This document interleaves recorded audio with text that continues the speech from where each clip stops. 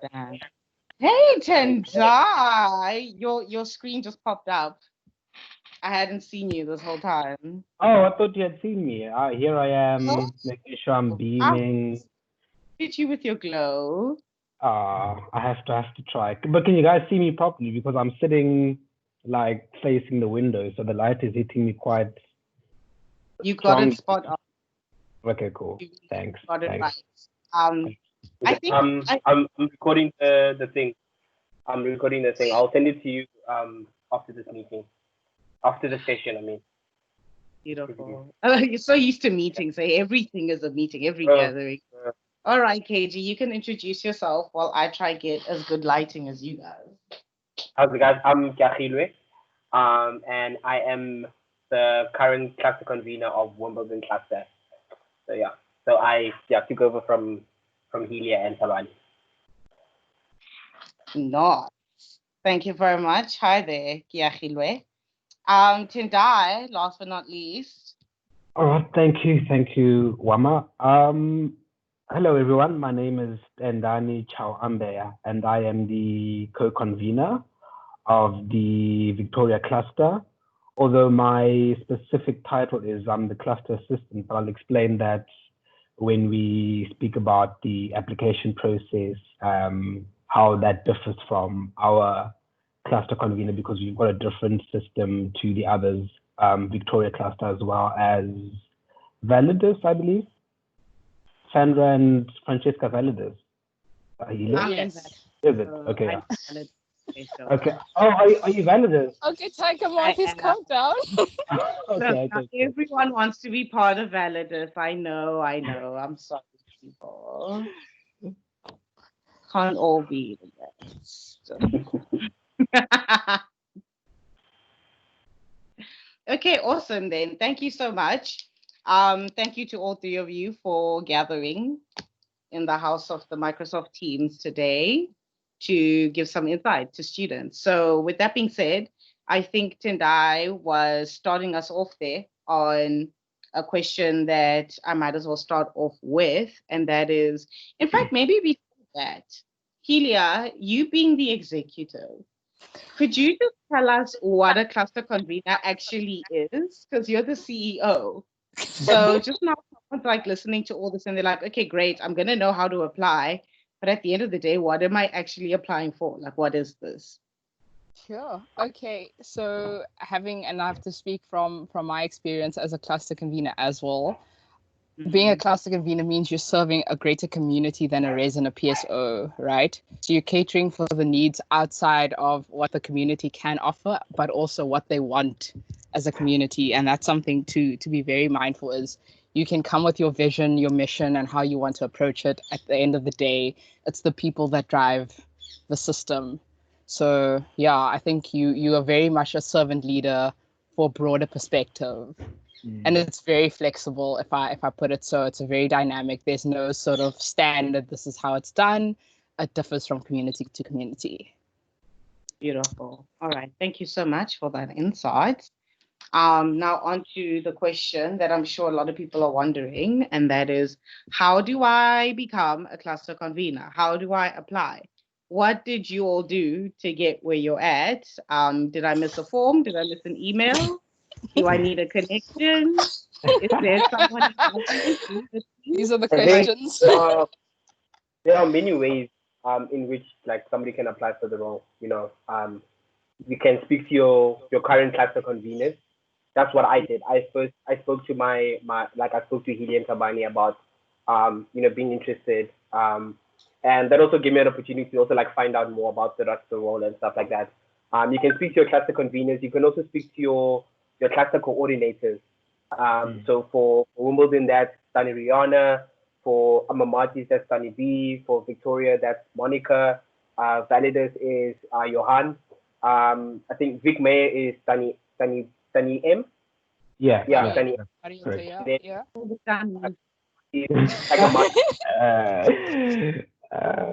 All these letters. About just applying for the role, and also your prims as well, because the cluster conveners, the current cluster conveners, will give all the information to the prims about like the caucus and about all of that. So you can speak to your prims and your house committee if you're interested. So it's like a lot. There's so many ways in which someone can apply for the role.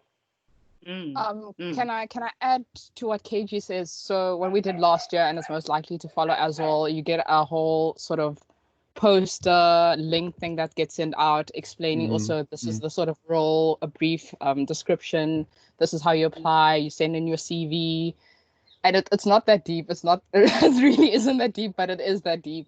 So you get those things done, and then it will circulate on campus as well on media and stuff. So it's very stuff. It will be in your face. You won't miss it via email. Okay. It will be out in the socials.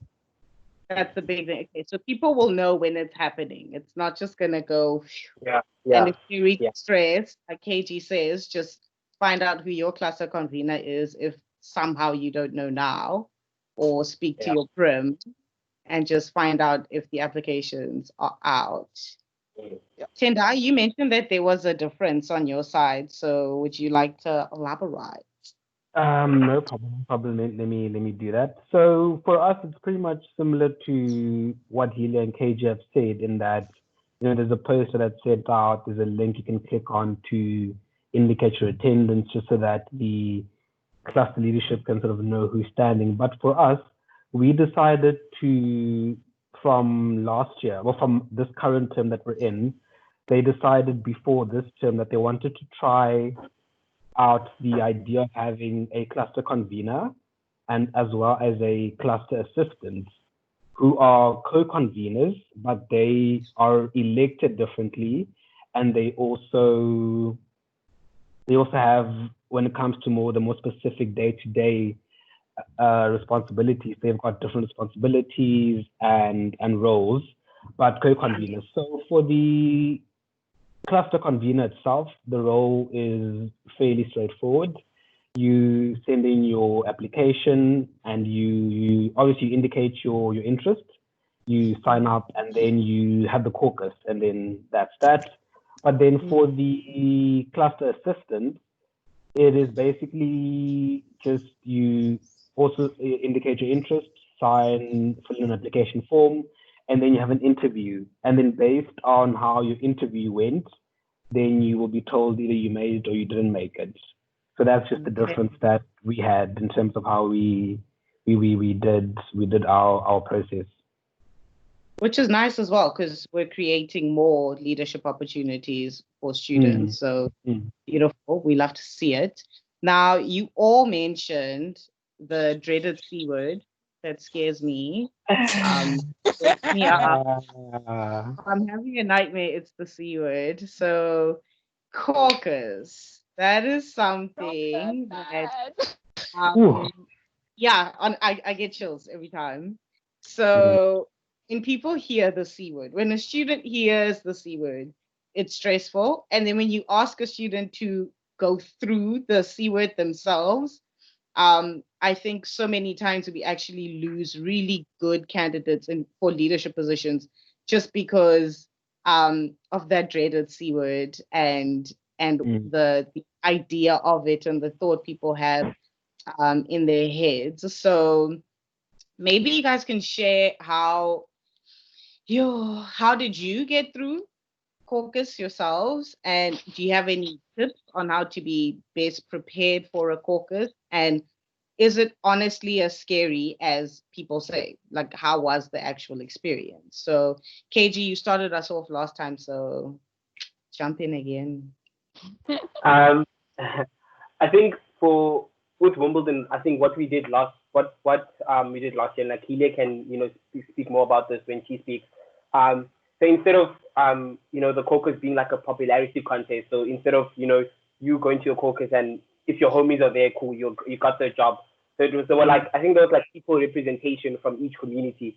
So I think there were like 15 guys from Iandra, 15 guys from Irene, 15 guys from the communities in our cluster, and the people, those 15 people, those 15 representatives who are present at the caucus are going to be the ones that are voting for the caucus, that are voting in the caucus. So for me, it was initially I was very nervous because I've never done something outside of my residence, so I didn't know who to expect, who I would who I'll be standing before and all that. But like, I think to prepare for my caucus, I think 2 weeks before that, I set up a meeting with my cluster coordinator, so Tani Rihanna.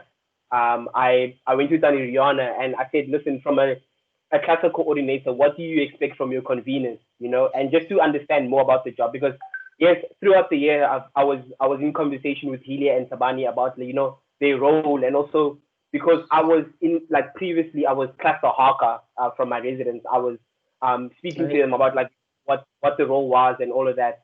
And then I spoke to my cluster coordinator, Tani Rihanna, about, you know, what she expects from a convener. And another thing that I also did that also it helped me with, because I didn't just run for my cluster. I ran for I think you have 3 options of 3 clusters.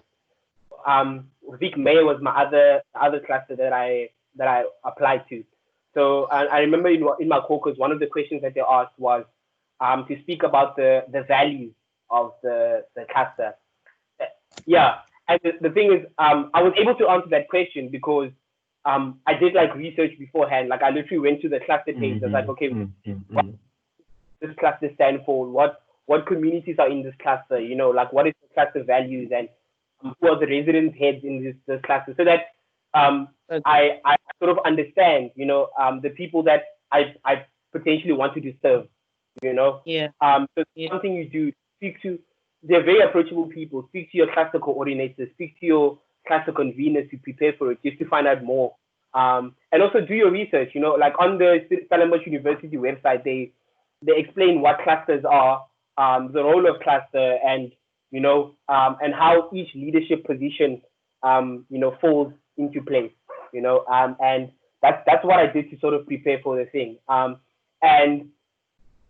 in terms of like stress, the 2 caucuses that I did outside of my community were very stressful, because it was that I didn't like know. Like it's very, very stressful. Like I did before Validus and Mayor. So stressful. Like I was like, wow. But with Wimbledon community, it was like, you know, house committee members that I had previously worked with, you know, like Solo Parker with, you know, House Worker Harker that I worked with, and you know, obviously people from my residence as well. So it made it easier for me to stand there, you know, in front of people that I initially worked with. So it was stressful, but like once you like up there, the first few minutes, you know, are like they're crazy, but like once you get into it, then it's fine. And the questions that they asked, they weren't they asked the questions based on your speech, you know, so based on what you say in your speech. So they don't say, okay, cool, like what's Newton's second law? They don't ask like that. They'll ask like, okay, you said in your speech you say X, Y, and Z. So like, can you know, maybe elaborate or like say how you plan on implementing this and all that, you know? So yeah, that's how. And can anyone ask a question, or is it set people that ask questions? So with my caucus, there was like a panel of so it was all the prims. So it was the 6 prims in our community, right? And then there were 3 questions from the panel, right? There were 3 questions from the panel. There was like, you know, those like prepared questions, you know? Yeah. There were those questions, and then after that, they took 3 questions from the floor. So so anyone could ask. That was part of that was the representative from the community. Okay, great, beautiful. I think that is such solid advice, and you're touching on something that I always try to tell people before going into caucus is you want to have your vision. Everyone wants to hear your vision in your speech. That's beautiful. But where a lot of people get caught out is when you have to get practical. So don't focus on saying all the things that sound really nice. And then when someone goes, okay, so you said this in your speech, how are you going to do it? You don't have the how. So I like to focus speeches with a whole bunch of practical things. That way people go, okay, I see where she wants to go and I see how she wants to get there. And just doing your research. I like that you mentioned going to the website, the SU website, because I think that's something not a lot of people think to do. Speaking to the cluster coordinator, speaking to an outgoing cluster convener. It's great if you're someone who has a lot of knowledge about life and you're really street smart and you have a lot of friends and stuff. but it gets, you don't know how many interviews and caucuses I've seen where there's a really strong candidate and they get a question that it's either you know it or you don't. Like you can't smooth talk your way out of not knowing your cluster's values. If you don't know them, you can't go, I think what they should be is, no, either you don't know or you don't. So don't put yourself in a position where you feel like you didn't present yourself the best just because you didn't want to read one page about your cluster on the website. So good. Tendai, is there anything you want to add there? Well, not too much. I think KG really said it out well. But I think, we also had an electoral college of members from our community voting, partly because I know in the past there was always an issue of getting enough people to vote. So I think that's how we decided to go. I don't know if it's true for everyone, but I would assume, Helia, maybe you can just correct me if I'm wrong. But I think all of us decided to go the electoral college route. And I think just to add on to what you were saying, Wama, as well, I feel like oftentimes, in your introduction, you spoke about how, sticky and how caucuses have had, maybe SRC caucuses more so than others. But I think, in some communities, well, I mean, my own community, Volkenhof, we also had pretty, I'm not saying memorable, but they were very, emotions were high. They're very highly strung. But I think part of it comes from what you touched on in saying that if you're prepared and if you're honest, I think then there shouldn't be an issue with any caucus, because the purpose for me of a caucus is for those of us who are availing ourselves to come and say, this is my vision, this is what I would like to do for the community, for this body, and then for the people there to flesh it out, to challenge you, to pick your brain, because we want to be sure that we're electing people who truly believe in what they're saying, and also that we can say, when you stood there and you said X, Y, and Z, we're going to hold you accountable to that. I think that's what the caucus space allows for. So I think if we ensure that we're prepared and that we're honest, then I think people will respect that a lot more. And I think it'll be a lot less daunting, because it's not supposed to intimidate. I think it's supposed to, anything, make you want to, do that job even more, because you want to then tell everyone, listen, I've seen X, Y, and Z happen, but I think I can do it better in this and that way. And but in terms of my experience with our caucus, it was fairly calm, I would say. I mean, there were a few tough questions for our current convener, Sam, because, obviously me and him are from Volkenhof, and there was, we've always had a taste relationship. Well, Volkenhof has always had a taste relationship with the cluster. So there were just some questions there around how, as someone from the community that has been less than open to cluster, how do you aim to change that? And that question would require you to say, I will actively do this and this and that to make sure that, our community comes together. But overall, it was a very, it was respectful. The candidates were good. Like it wasn't the horror show, I think, that we've seen. Turn out to be. So yeah. Seeing things on these streets. Yeah.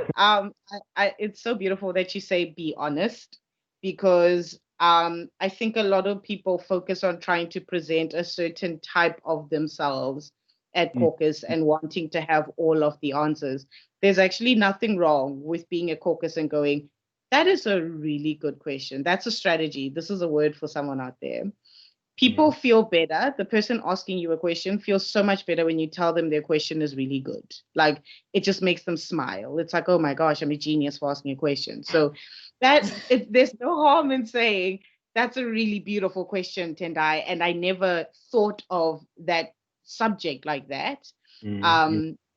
I can't answer you right now because I'd be making something up.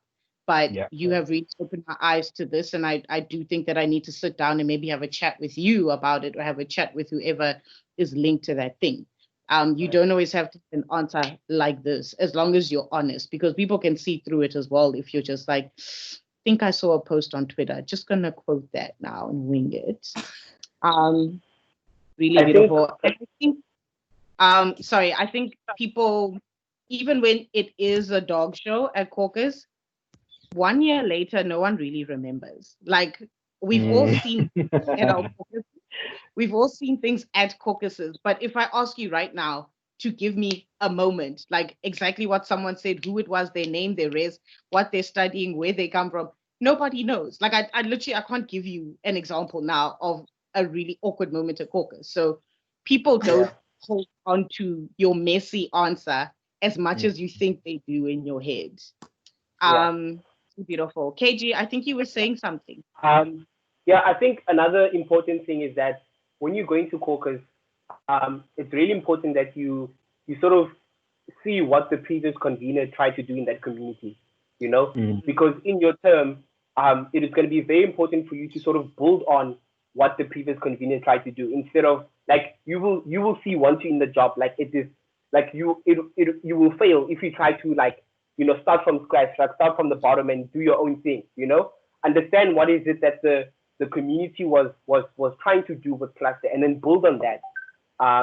Because I think a lot of the times that people that come to caucuses, I remember with last year as well, there were people who came to caucuses saying like, oh no, like I'm gonna do this, what your conveners did was like whack and all that, and like there was such a negative like from the people that were actually voting and the people that were you know, like I remember there was one person that said that, like, without even like knowing who the cluster conveners were for our cluster, came to our cluster, was from outside our cluster, said that no, your cluster conveners don't know what they were doing, they did nothing, whatever, and then I plan on doing this, and that they didn't get such a good response for doing that. So it's very important for you to understand what you're getting yourself into. You know, you have to understand that there's certain roles that if I want to be this kind of leader, then maybe it's best for me to run for Haka, maybe it's best for me to run for SRC, maybe it's best for me to run for this. You have to understand like what it is that you're getting yourself into, and like what does it mean to be a cluster convener? You know, because it's like the leadership roles, even though they are similar in some sense, there are areas in which they are very different. Yeah. Beautiful. Thank you. Yeah. Listen to that wisdom. Can I just add? Yes, please. Something, especially because you have options of applying for 3 clusters. Besides the 4, like I know Tabani, for instance, applied for all the clusters. And something that is very important is that you need to tell people who you are, because not everybody's going to know who you are. And you have to literally say, because I remember in my caucus, I had to say, this is what I've done, this is including my vision, because you can say this is my vision, but people still don't know who you are. So that is also something to remember and to be mindful of, especially if it's outside of your community or you haven't perhaps been in like prominent leadership positions within that space. Yeah, so good. Like, bring your own receipts. We always have receipts on other people. Bring your personal receipts. It helps. There's no denying that. I don't know my life. Yeah, no. SRC caucus taught me just bring your receipts, and what people say, they will say, SRC caucus. About that time. All right. So now that we are actually in this section of talking about caucus, say now you survived your caucus, you've applied, and you are in cluster convening, you are the one. What is something or some things that you all feel you absolutely have to know before starting off? Not necessarily things that you can pick up on the way. I mean, you can say those as well, because I'm sure there's some people worried about those, but what is something that you, from the first day that you were in cluster convening, you were grateful that you had some knowledge about that topic or subject, be it who all the cluster coordinators are, be it all the cluster values or whatever information it was that you felt you really, really, really need to know. If someone is considering being a cluster convener, they definitely must know this before stepping in. Helia, did you point to me? I am literally... I was nominating you. Please. I am literally thinking, so I'd like to bat it back to you. I just have to give it a moment to give it some thoughts. Damn, son. Giving it some thought. Also, Tendani, have I been saying Tendai each time I call upon you?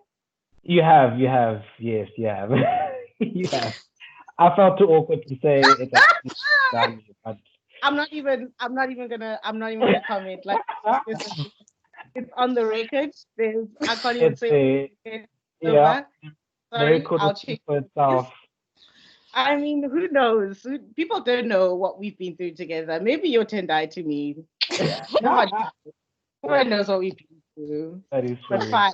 Tendai is going to give it some thought. Helia, CEO, lead us. As a class convener, I think coming from my term, a lot was difficult is to explain what the role was. And I think that comes in with the research beforehand that KG mentioned earlier, is that whatever you need to know, you at least have to know sort of what is your purpose as a cluster convener, even if it's going to change and it changes in your term and expectations and such, you at least need to know this is my community and I'm there to serve them.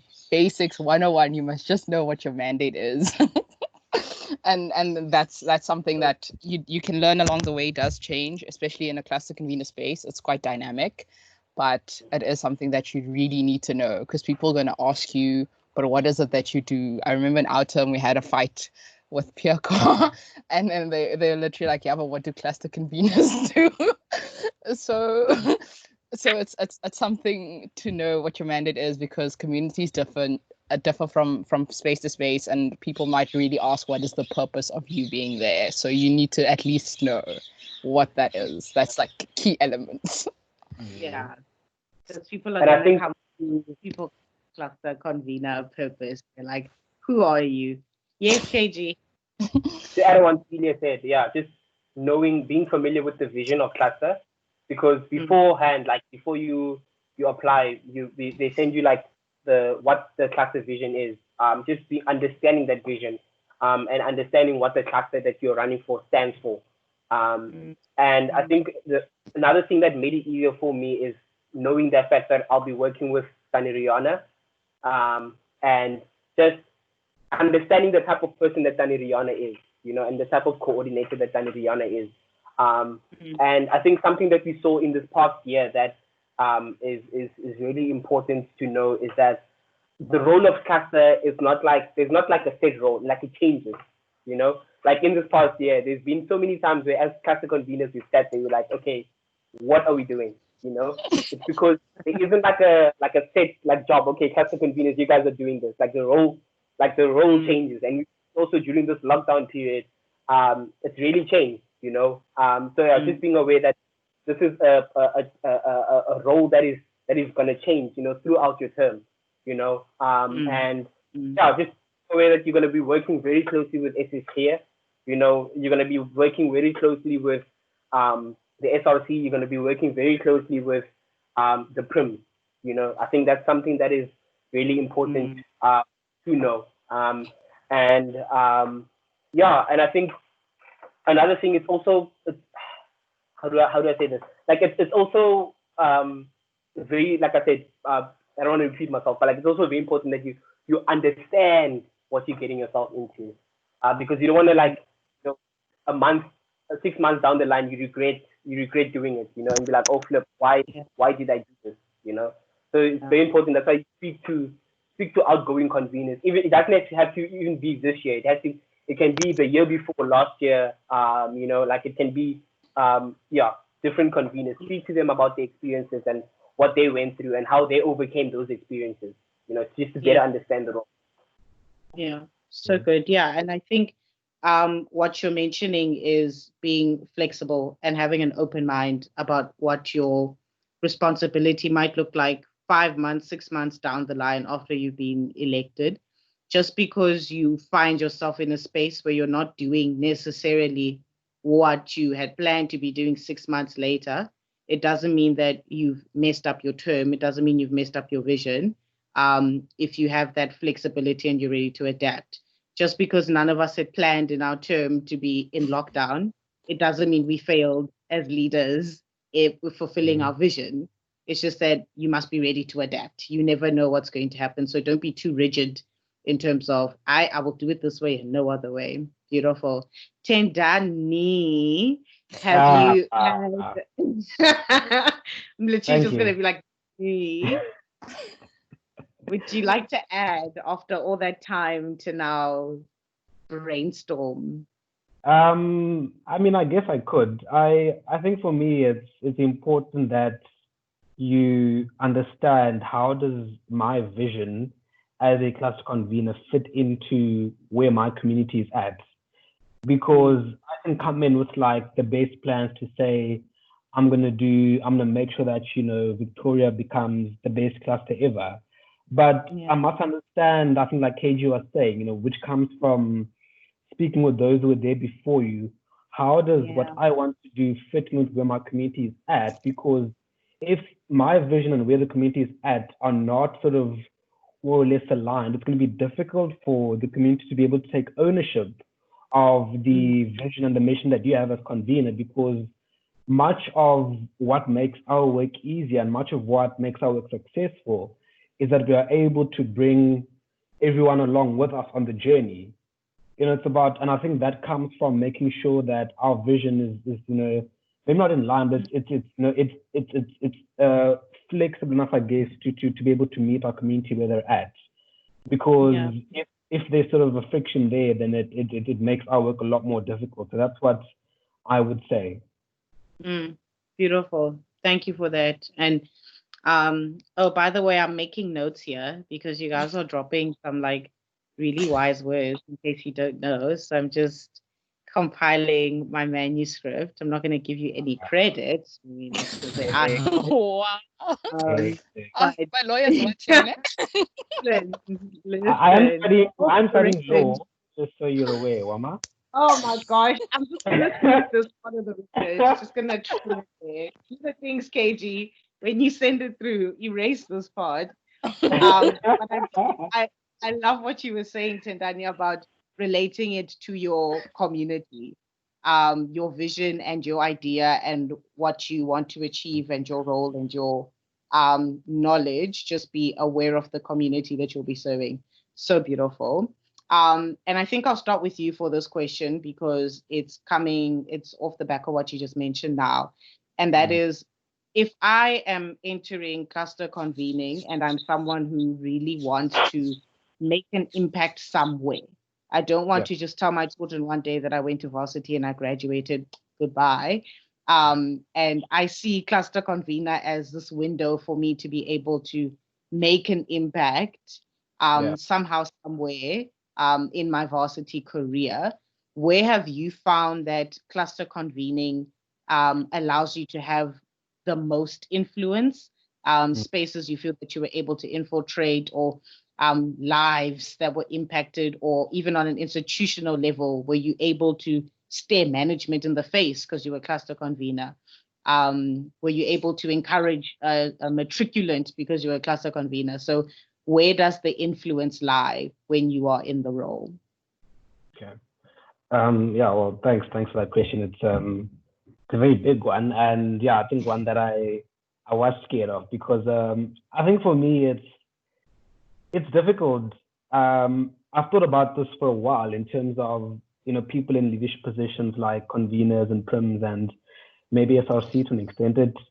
To an extent, it can feel as if you're quite removed from the people you're supposed to be serving or the people you're supposed to be leading. So, I mean, I can't speak to I can't tell you now that, you know, I've changed person A, person B's life. But I think what I've enjoyed the most for me has been the collaboration, and I guess the possibilities of being able to collaborate with a much wider group of people. Now I'm speaking here about my own cluster, but also my fellow cluster conveners. And I'm collaborating, dealing with, you know, common issues, challenges, collaborating with social events, sharing resources. But I think collaboration where we are able to bring different ways of thinking, which I think fit, you know, different perspectives, where we can sort of put our heads together and think about how we can solve challenges. And, you know, if I can use an example, I hope no one has an issue with me using this example, but if we look at, I am from Volkenhof. That's my original community before I became part of Oudtshoorn as I left Res. And I think, as we all know, there were some challenges late last year, early this year. Well, late last year with Haste My Ray, I believe, in Validus cluster. It is Validus. Yeah, it's Validus. And earlier this year, there were issues with Volkenhof in Victoria cluster. And these issues were broadly around problematic cultures, which manifest in very problematic and harmful behaviors. So having myself been in Volkenhof and now being in a position where I'm in a leadership position in the cluster, I was hoping to be able, there were talks, if I can call them that, about how do we as conveners, how do we leverage our positions in Validus, Victoria, to bring the people together from Mason Array and Volkenhof to come down and say, guys, we both have issues with our culture. We have been told we're not getting newcomers. We've had our HC suspended. These things have befallen upon us. How do we now come together and say, we both have these issues. We've both been taken to task.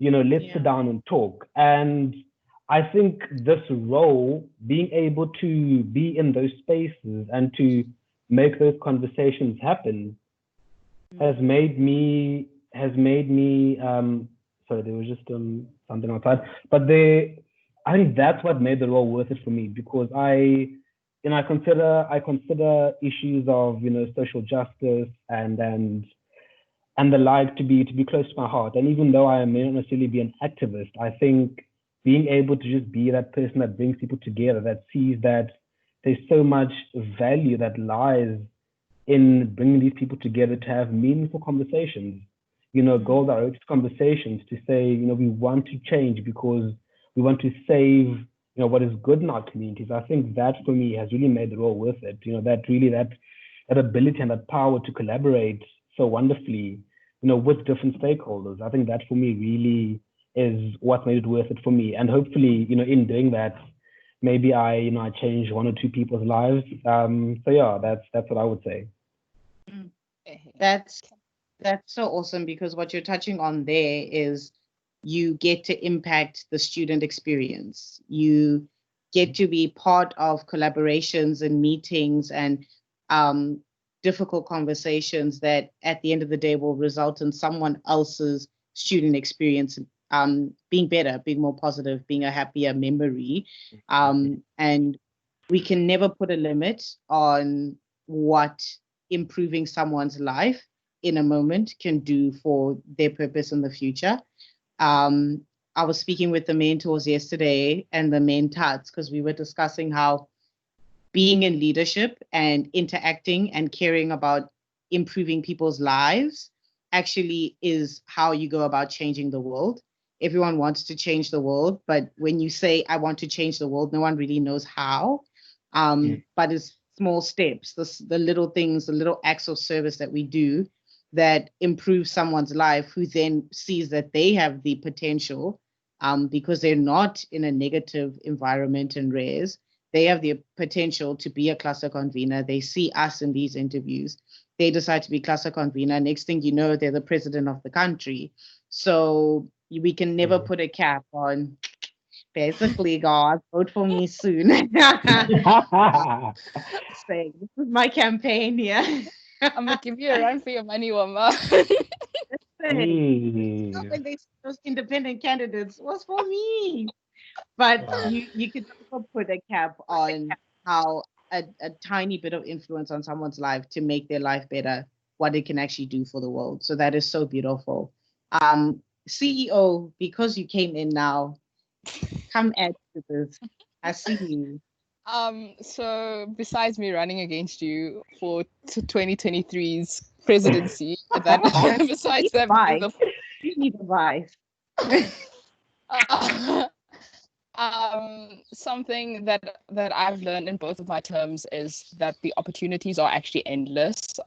Your range for making impacts and your connections. I mean, I moved a lot more away from a community. Like my own community was the conveners at the end of the day. Unless you go to that specific community and engage with the people, it is that you are more close to management side and you get a lot more pull. So they actually take you more seriously the higher you go.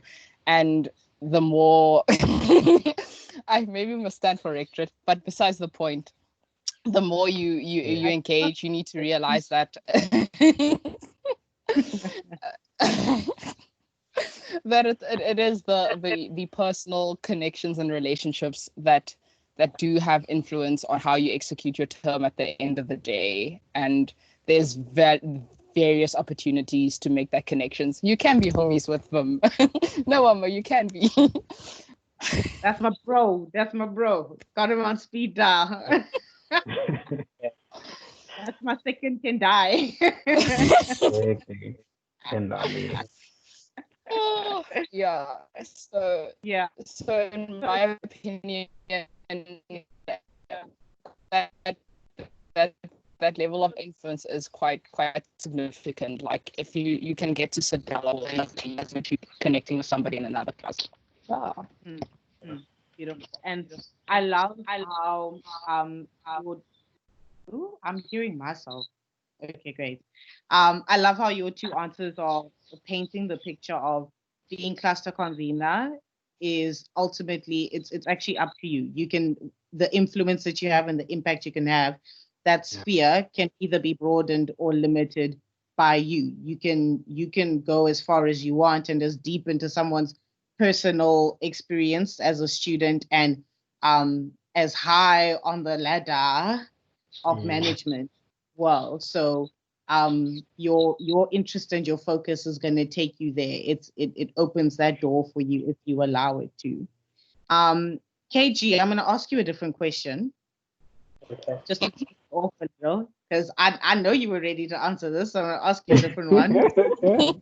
You see, this is what lecturers do in TATS now. Make sure you're paying attention. So I know something that a lot of people consider before running for a position is what it will do to their schedule. Do I have the time, my degree, I came here to study, what is it going to do to my schedule? So what does the schedule of a cluster convener look like on average, like your typical day or the week?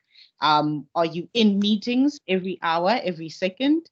And also, did you find that being cluster convener had a huge impact on your academics or any impact on your academics? Did you have to change the way you study, what time you study? You don't need to tell us that you went from being 100% to 30%, no, off the record. Just how, were there any adaptations you had to make academically because of being a cluster convener? Yeah, so schedule and academics. So in terms of schedule, I personally don't think it's like a hectic schedule. You have your Monday cluster convener meetings, in the evenings that are pretty chilled. And then you have like your copier car. So we had like our cluster convener meetings on a Monday, and then we had our copier car meeting with our communities on, I think it was on a Tuesday, an hour before copier car. So it would literally be max an hour from 6 to 7. No, it wasn't. Yeah, it was from 6 to 7, and then that was it. And also we had like every like second week we had like a check-in with our cluster coordinator, but it was over like breakfast. She'd make us breakfast, and then we'd like chat over breakfast like in the morning. We yeah, she'd make us breakfast in the morning. So like I think that's the only, in terms of like time and in terms of the schedule, that's the only days that you have to leave apart. And then like once in a while, like you'll have your cluster convener development program meetings, like once every like 4 weeks or like once every like 5 weeks or something like that, and in terms of like my time management, I think for me the one thing that made it easy is because I went from being hawker first to being cluster convener. So I think me being in hawker, that's when like it hit like my academics. That's when like, because obviously it was like my first like pretty serious like leadership position on campus, you know. So that's when it like hit my cap. Like I couldn't manage my time at all. Like when I was hawker, and it was beating me. It was beating me. But then I think from that, like that really helped me manage my time. And towards the end of my hawker term, I learned to sort of better manage my time. And cluster convener really also managed my time. You know, I told myself that so every day I'd have lectures from, let's say, 8 o'clock to like 4 o'clock. And then from 5 to, I had like everything from 5 to 6:30. That was like leadership stuff, like so cluster admin, whatever I need to do, like leadership related. If I need to send emails, if I need to send you know, messages to people, that was between 5 o'clock and 6:30. And after that, that's when I did my academic work. And nice thing is with cluster convener, you have a co-convener. So it's not, you're not just the only person in the role. So if there's if at any point your schedule gets a bit hectic, you know, you can say to you literally like your like they become like basically your bae, you know, like throughout your term. Like the co-convener. I got married. My schedule is tight, my schedule is hectic, can you please step in, you know? And like you'll see, like oftentimes you guys often like carry each other, you know? And your like my coordinator was understanding, you know, like if I remember there were semester tests, there were times where I had to like go MIA because I had to like focus on my studies. I literally pop my coordinator a message. I'd listen to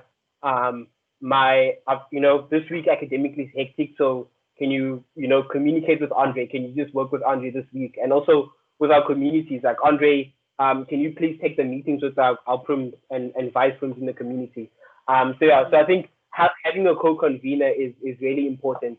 And I think the only time that I've had to sort of give up my time was in welcoming, because obviously in welcoming there's cluster day, there's cluster interaction, you help out with a lot of the dream launch and the dream walk. And the nice thing is that that's before academic starts, you know. So all the the cluster convener camp and all the training that you go into, it's during a holiday, you know, it's before hectic academic commitment starts. So you'll find yourself that, you know, throughout your term, you'll have so much time for your own development, you know. And a lot of the stuff that happens on campus are like pretty much your choice. Like you don't have to go to them, you know.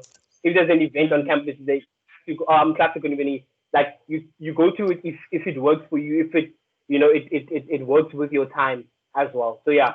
So to answer your question, the only time that you need to basically have is in the January, like the January welcoming in the January before academic starts. Yeah, that's about it. And I think with time management, like initially, and with time management, initially there'll be that, you know, that bit of a knock, but then as time goes on, like you'll see, you'll start like adapting to you know, and like you also how your conveners also like handle the job as well. And that will help you as well with your own time management. Yeah, that's beautiful. And you're echoing the fact that it's teamwork, so you don't have to go through cluster convening alone. You will never be the only person at Stellenbosch who decided to be a cluster convener at a point in time. So there's going to be a co-convener, there's going to be a CEO that's a Helia somewhere. There's a Tendani chilling in the corner, retired, but still there to offer advice. Like it's teamwork, so you don't need to carry it. I think a lot of the time as leaders, we go, I signed up for this. I have a choice now. I must do everything that must be done, even if it means I fail academically. No one else decided to be cluster convener. I did that to myself. But there's really no shame in penciling in your schedule, going, hey, from 5 to 6, I will answer the messages that are related to cluster convening. That I'm going to focus on. Also speak to like your previous conveners. Like you'll see in the handover process, like when you read the report and when you get to interact with your previous conveners, like ask them how they manage their time, how they manage their academics, you know, because there's someone there that's honors level, there's someone there that's third year, there's someone there that, you know, in each year, there's literally someone there. So ask them how they manage their time when they were cluster convener, and you know, tips that they can give you to basically do your job properly, you know, and basically not get too lost in being a student leader, because obviously you are a student first before you are a leader on campus, right? You came to campus to do your degree, so that's so just speak to your old conveners about how they manage their time and how they, you know, they tackled various things that they were faced with during their term.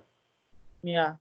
So good. Yeah, because in leadership, a lot of the time, the only person who's actually going to worry about your self-care is yourself. And if you are the one person that's neglecting that, then really it's over. Like it's done. So factor into your schedule self-care. Thank you so much, KG. That was really thorough and really practical and really helpful.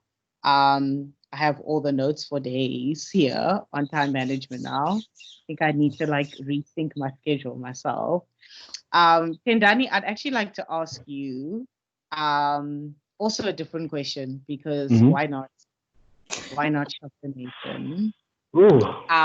I just need to know, what is there a challenge that you faced in your term as cluster convener, or something you found really difficult, or something you thought, here comes my resignation, you know? We all have adversity. Like, yeah, ne? I know when we went into lockdown, I was like, resignation, is it via phone call or email? So was there anything that happened to you, or something maybe it happened to someone else in your community that was a challenge specifically because you were a cluster convener? I know we all face challenges as human beings in our personal context. And if there was something or a sacrifice you had to make, how did you get through that? And what advice do you have for someone who might go through a challenge like that as well? Okay. I mean, there were quite a few challenges, but none warranting, I would say, resignation, because, you know, I think part of being a leader is, you know, we need to stay the course. We need to go the distance. Obviously, challenges differ, but for me, it's tricky, because you see, it's kind of in a way similar to what I spoke about earlier, but I guess a bit different. I would say for me, it was team dynamics. You know, I think KG alluded to it earlier when he said that there's people in different years of study. But in the same vein, there's people, we had a very diverse team in terms of gender, race, in terms of sexuality, you know, you name it. You know, our team is very diverse. And I think that came about in how we would discuss and deal with how we deal with certain issues. I think when we deal with issues which were, I guess I would say, controversial, but not really. I think whenever we dealt with issues that people had strong opinions on, I think because we're such a diverse group of conveners, you know, everyone wants to say what they want to say, and you know, that can mean that we jump around, we move from, you know, that position to the other position, which would oftentimes, you know, affect how quickly we would, you know, get to a decision, because I guess inherently, you know, we're in a space where everyone needs to say what they want to say. But I think, you know, oftentimes, you know, there were maybe people that had stronger voices, that people were a lot more quieter. I think, you know, there for me, it would sometimes feel that those who had the loudest voices would get to speak the most. So that in itself made it challenging for me. You know, it showed that, you know, being in the position of, you know, CEO like Helia was, it's difficult having to juggle and manage this team of brilliant individuals with strong opinions, individuals, you know, with strong convictions. So I think for me, what made it tricky was, I guess, having to sit in meetings and sometimes not know what to say because, either someone says what you want to say or they say better, or, you might be fearful of saying something which not everyone agrees with. So, that made it difficult, but I think part of like what I said earlier is that having, such a team makes collaboration easier, but also when it comes to, dealing with particular issues, maybe around GBV and, we had the Helia last year, it can make it tricky to reach consensus. I think that's the point I want to make.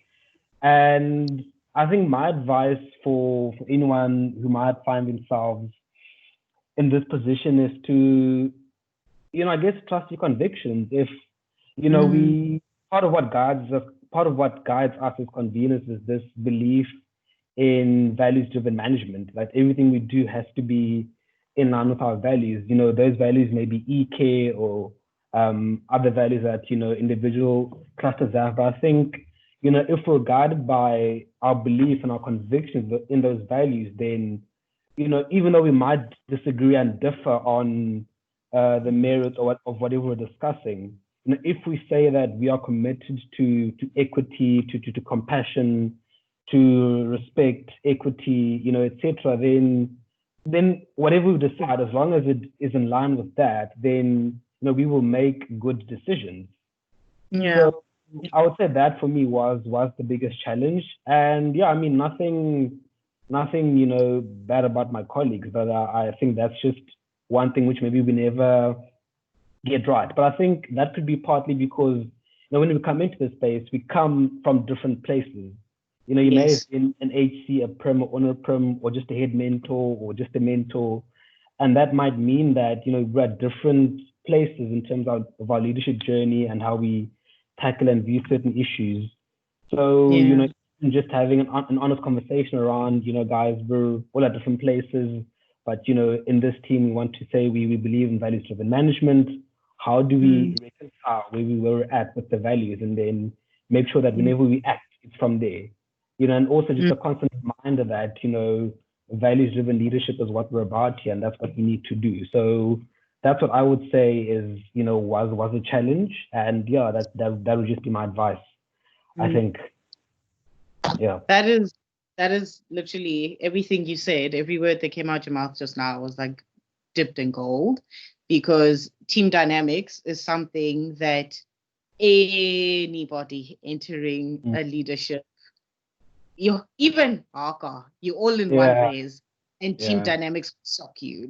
Like they will shock you. And it really goes back to what you were saying, Tendani, of a lot of the time people are influenced by their experience.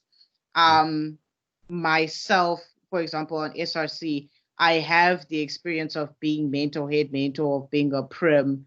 And when something happens that has happened 2 years ago or 3 years ago, or has happened for the past 3 years, my approach to it is very different to someone who is in their first year of being in a positional leadership role. And sometimes and it's also very difficult to make sure that the more experienced people are not loud from a place of just pride and thinking that they know it all, but are actually trying to give off the wisdom that they have. So team dynamics are always a thing. Team dynamics are, it's fire. And if you come in hoping to make this kumbaya, we are family. I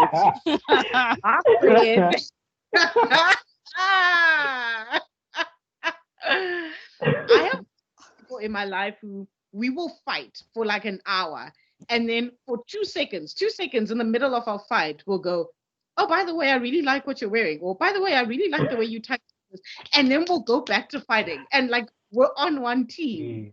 So you're not necessarily, the goal isn't to have this kumbaya vibe in your team. The goal is, even if Tendani and Wama don't get along, if Tendani's vision and responsibility was to make sure that there's an electrical fence around Stellenbosch campus, I must make sure that there's an electrical fence around Stellenbosch campus, and that is fulfilled by Tendani. And if Wama wanted to sell ice cream every day on campus, I must make sure that Wama sells ice cream every day. So team dynamics doesn't mean that Wama and Tendani are best friends, but they're doing nothing. Rather focus on achieving your goals, following the values, instead of doing a whole kumbaya, being stressed about, those two really don't like one another, because some people just in a clash. But what matters is that we're benefiting the community. So beautiful. Helia, to follow the trend. Can I add? But you can ask what you want to ask. You see, I'm watching me people who are prepared. After writing crib notes and I ask questions. Something, and I'm glad Tendani went into that, right? Besides it being team dynamics, I think we need to also realize that the relational aspect of that team dynamics plays a huge role, and it can contribute to personal ideologies. I mean, I take from my term working with the diverse team that I have, is that what people have with your personal relationships, whether it be romantically or friendship, whatever, there's expectations that come along with them, right? And if you don't manage them properly, or you don't draw that boundaries in your professional space, because we can't neglect the fact that even if you're in a team, sometimes you do end up being friends, along the way. That's what we hope for to achieve, is that if you don't have a boundary of, listen, this is my professional space and this is how we act in the space, it can influence your term significantly. So that's also something to be mindful. It was a challenge for me. I think in all my leadership terms, it's always been a challenge, is to realize when and how to address people. And if you address them, be like, I'm addressing you in my personal capacity, or am I addressing you in my professional capacity, and make that distinction quite clear. Yeah. Because I think a lot of the time we want to go into leadership with a friend. Like, you'll convince a friend, I man, let's do it. Come on, we can both survive Caucus together. And then it's hard when your friend is messing up and you are now elected and you're together and you're like, hi man, Shamam, really this is not what I thought you and I would be doing. So really drawing that line of, listen, friend, or listen, my love, I don't know. We're doing this together. Can you tell she's single?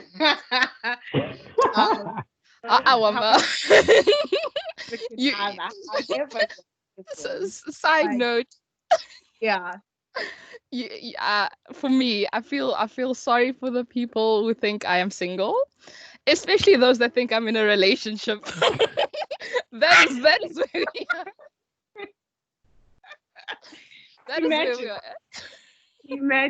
Just imagine. I'm glad that that's on record, because I think I need to replay that and just be like, what is the reason? But so true, just drawing that boundary. And I know it can seem very awkward to go, listen, Helia, you and we've been best friends since matric, and we're about to go into cluster convening together. It's going to be awkward for you and I to sit and look at each other and go, listen, this is the boundary. When it's business, my friend. But when we're chatting and we're being a mess, let's chat and be a mess. But rather do it before it gets lit with team dynamics. So beautiful. So Helia, I'm going to start you off, but this is my last question for this amazing session. So everyone is going to answer. So everyone can start making crib notes now, because Helia got to know. So this question is very open-ended, very, very vague, I suppose. And that is just for someone maybe watching this, listening to this now or later, who is really considering being a cluster convener. What advice do you have for that person? It can be a one-liner. You can repeat something you've said that you think is very vital. Maybe it's something that you wish someone had told you before coming into the role, but what advice do you have for a young old lady like me, or whoever is behind the screen or listening to this, who really wants to be a cluster convener? Just what is your last word to them? Just do it. I think I think if I had to go through my caucus, it's literally, I did it the day before. I did my speech 5 minutes before walking into that space. It is just do it. Believe in yourself. I think you know yourself, your capabilities and your potential. Don't let anybody else stop you. Go for it. If it's something that you've given thought, think about it twice, act once, and then just do it.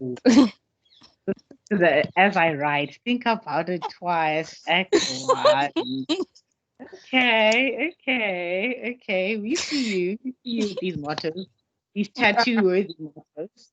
So beautiful. Yeah, I think so many amazing leaders have come out of that scramble of the hour before the application is due. Like, so many leaders were born in that hour, in those 30 minutes. So you really, it's not a test of how ready you are for the role. If you applied 5 minutes before, just do it. Amazing. KG, what is your good?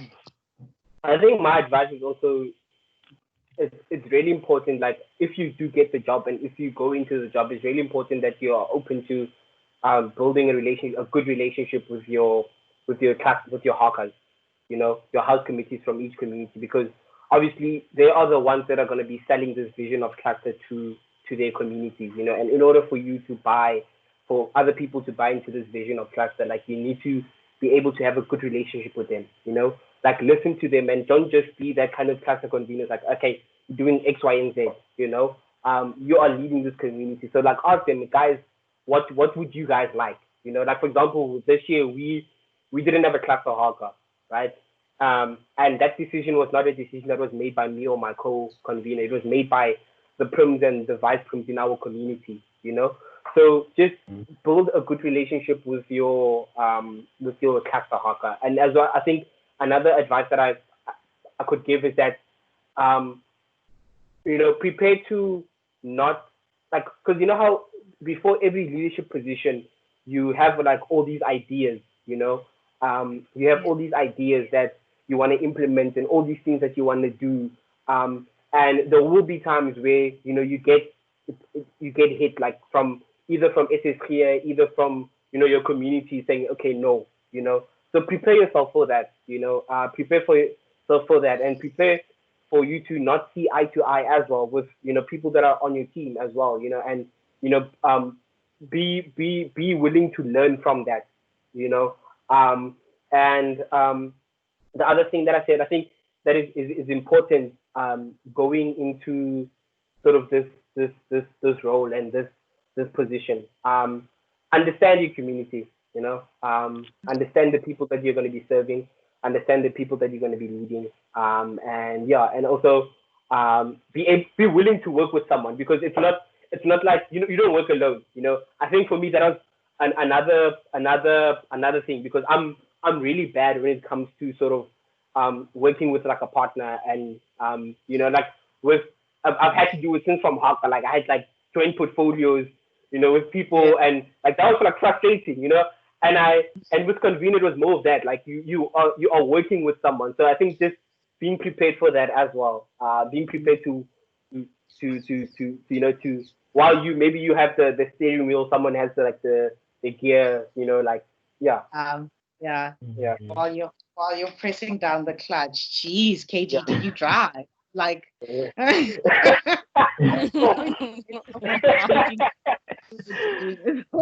steering wheel.